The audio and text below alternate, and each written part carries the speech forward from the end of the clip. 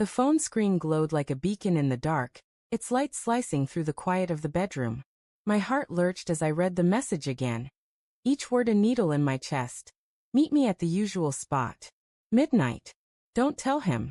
It wasn't meant for my eyes, but there it was, stark and undeniable, on Claire's phone, left carelessly on the nightstand. Her breathing was soft, steady, as she slept beside me, oblivious to the storm brewing in my gut. I wanted to shake her awake, demand answers, but my hand froze above her shoulder, trembling with a mix of rage and dread. What was I about to uncover? The clock ticked past 11 p.m., each second a hammer against my skull. I'd always trusted Claire, her laugh, her warmth, the way she'd curl into me on nights like this. But lately there were cracks.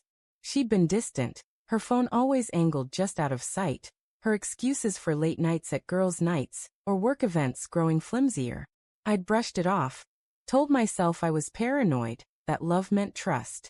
But that message, don't tell him, it wasn't paranoia. It was a blade, and it was already cutting. I slipped out of bed, the hardwood cold against my bare feet, and paced the living room. The city hummed outside our apartment window, a restless pulse of headlights and distant horns. My mind churned, replaying every moment of the past few months. The way she'd linger in the bathroom, texting furiously, then emerge with a smile too bright to be real.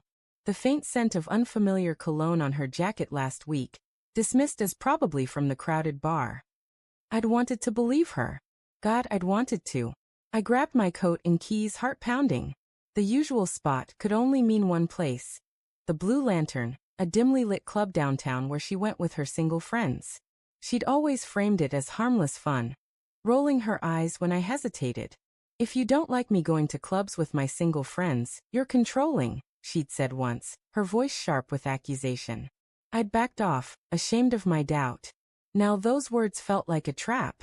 The streets were slick with rain as I drove, the wiper's rhythmic swish a counterpoint to my ragged breathing.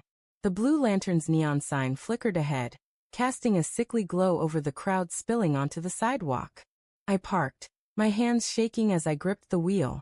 Part of me wanted to turn back, to pretend I'd never seen that message. But the other part, the one burning with betrayal, pushed me out of the car. Inside, the club was a sensory assault. Pulsing bass, flashing lights, the sharp tang of sweat and liquor. I scanned the crowd, my eyes darting over swaying bodies, searching for her familiar silhouette. My stomach twisted with every passing second. What if she wasn't here? What if she was? Then I saw her in a corner booth, her auburn hair catching the strobe lights. She was laughing, her hand resting on a man's arm. A man I didn't know. He was tall, broad-shouldered, with a confidence that made my skin crawl. His hand brushed hers, lingering too long, and she didn't pull away. My chest tightened, the air too thick to breathe. I wanted to storm over, to confront them, but my feet felt glued to the floor. Doubt crept in, insidious and cold. Maybe it was innocent. Maybe he was just a friend.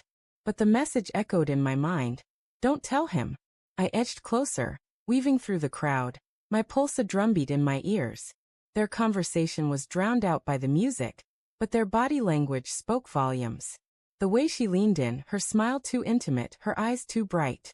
I caught fragments of their words. Missed you. Can't keep doing this. Each one a shard of glass in my heart. My hands clenched, nails biting into my palms. I wanted to scream, to demand the truth, but fear held me back. What if the truth destroyed me? I slipped into a shadowed corner, watching as they stood and moved toward the dance floor. Her hand found his, their fingers intertwining with a familiarity that made my vision blur. The room spun, the lights too bright, the music too loud. I remembered our first date, dancing in a place like this, her laughter warm and unguarded. Had that been a lie too? How long had this been going on? My phone buzzed and I flinched. A text from Claire. Hey, staying late at work. Don't wait up. The lie was so blatant, it stole my breath. I stared at the screen, then back at her, swaying with him under the pulsing lights. My heart screamed to confront her, but my mind raced with questions. Who was he? How long had she been slipping away from me? And why? Why wasn't I enough? I followed them as they left the club, my footsteps silent against the rain-soaked pavement. They ducked into an alley, and I hung back, my breath catching as they stopped under a street lamp. He pulled her close, his lips brushing her forehead, and she didn't resist. My world tilted. I wanted to believe there was an explanation, something to make this make sense, but the evidence was crushing. Still, I clung to a shred of hope, pathetic and desperate. "Claire," I called, my voice cracking. They froze, her eyes wide as she turned to face me. For a moment, time stopped, the rain a soft hiss around us. Her expression flickered, shock, guilt, then something harder, defiant. "Jake," she said, her voice steady despite the tremor in her hands. "What are you doing here? I could ask you the same thing." My words were bitter, laced with pain. The man stepped back, his face unreadable, but he didn't leave. He stood there, a silent challenge. "It's not what you think," she said, but her voice faltered, and I saw the lie in her eyes. "He's just a friend." "Then why the secrets?" I stepped closer, my voice rising. "Why the texts? Don't tell him." "What the hell, Claire?" She flinched, her defiance crumbling. "I didn't want to hurt you," she whispered, tears brimming. "It just happened." The man spoke then, his voice low, almost regretful. "I'm sorry, man. I didn't know she was serious with anyone at first." The words hit like a punch. At first. So this wasn't a one-time thing. It was ongoing, deliberate. My knees buckled, but I stayed upright, fueled by anger and heartbreak. "How long?" I demanded, my eyes locked on Claire. She looked away, her silence louder than any confession. The rain plastered her hair to her face, and for a moment, I saw the woman I loved. The one I thought I knew. But she was a stranger now. Her secrets laid bare in the dim light.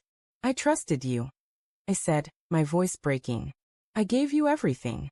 "I know," she sobbed, reaching for me. I stepped back, the distance between us a chasm. "I'm sorry, Jake. I didn't mean for it to go this far." The man shifted, uncomfortable, and muttered something about leaving. He walked away, disappearing into the rain, but the damage was done. Claire and I stood there, the weight of her betrayal crushing us both. I wanted to hate her, to walk away and never look back, but love clung to me, stubborn and painful. "Why?" I asked, the question raw, desperate. "What did I do wrong?" She shook her head, tears mixing with the rain. "It wasn't you. It was me. I felt trapped. I didn't know how to tell you." Her words twisted the knife deeper. Trapped. After everything, our plans, our promises, she felt trapped. I turned away, unable to look at her, my heart a battlefield of love and betrayal. The city's hum faded, leaving only the sound of rain and my own ragged breathing. As I walked back to my car, her sobs echoed behind me, but I didn't turn back. The truth was out, and it was uglier than I'd feared. Yet in the midst of the pain, a strange clarity emerged. I'd loved her fully, blindly, but love wasn't enough to fix this. The twist wasn't just her betrayal. It was the realization that I'd been betraying myself, ignoring the signs, clinging to a version of her that no longer existed. I drove into the night, the road blurring through my tears, knowing I'd never trust the same way again. But maybe, just maybe, that was the first step toward something real.